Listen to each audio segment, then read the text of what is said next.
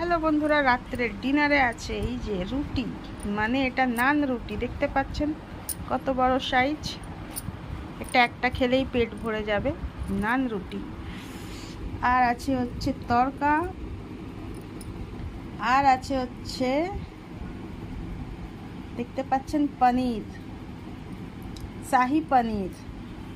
আর আছে হচ্ছে চানা মশলা, আর আছে হচ্ছে ভাজি, আলু আর ঝিঙের ভাজি।